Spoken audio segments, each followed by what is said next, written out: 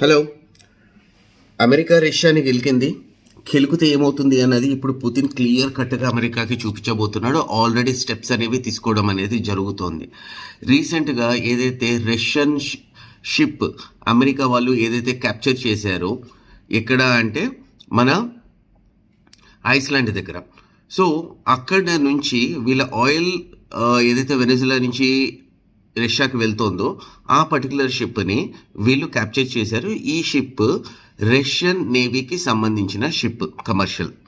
So ఇక్కడ ఏంటి అంటే దీంతో పాటు బ్లాక్ హాక్ అని చెప్పేసి ఒక ఎయిర్ క్రాఫ్ట్ రష్యా సరిహద్దుల్లోకి వచ్చినప్పుడు దాన్ని పేల్చేస్తాము అని చెప్పేసి డైరెక్ట్గా వార్నింగ్ ఇచ్చిన రష్యా అమెరికాకి ఒక్కసారిగా చోటాలు పట్టించేటట్టుగా చేసింది.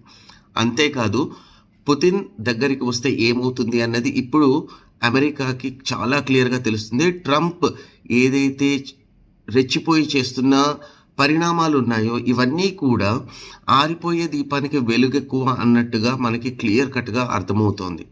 రీజన్ ఏంటి అంటే ప్రపంచ ఆధిపత్యాన్ని చేజిక్కించుకోవడం కోసం ట్రంప్ ఎన్ని దారులైనా తొక్కడానికి రెడీగా ఉన్నాడు. దాంట్లో భాగంగానే మన ప్రైమ్ మినిస్టర్ నరేంద్ర మోదీ గారి మీద కూడా వ్యాఖ్యలు ఏవైతే చేశారో చాలా చీప్గా ఒక థర్డ్ గ్రేడ్ పర్సన్కి చేసినట్టుగా చేశారు. ట్రంప్ ఎక్కడైనా వరల్డ్లో వెళ్ళేటప్పుడు ఇచ్చే రెస్పెక్ట్ ఏదైతే ఉంటుందో దానికి 4 ఇంతలు ఎక్కువగా మోదీ వస్తున్నారు అంటే ప్రపంచ దేశాలు స్వాగతం పడుతున్నాయి.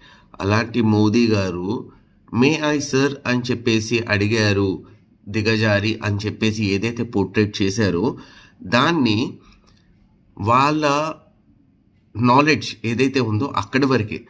వినయం అనేది మన సాంప్రదాయాన్ని పాటించి మన ప్రైమ్ మినిస్టర్ సర్ అని ఉండొచ్చు. దానికి మీనింగ్ తక్కువ అని కాదు, లేదంటే వాళ్ళు ఎక్కువ అని కాదు. దాని మీనింగ్ ఏంటి అంటే నీకు నేను రెస్పెక్ట్ ఇస్తున్నాను ఇంకొక దేశ అధ్యక్షుడిగా. మన దేశానికి మన అధ్యక్షులు ఎవరైతే వాళ్ళకి రెస్పెక్ట్ ఇవ్వరో దాని మీద మనం ఎలా రియాక్ట్ అవుతామో అన్నది చూపిద్దాం. Next third world war start అవుతోంది అనడానికి ఇదే పెద్ద ఎగ్జాంపుల్.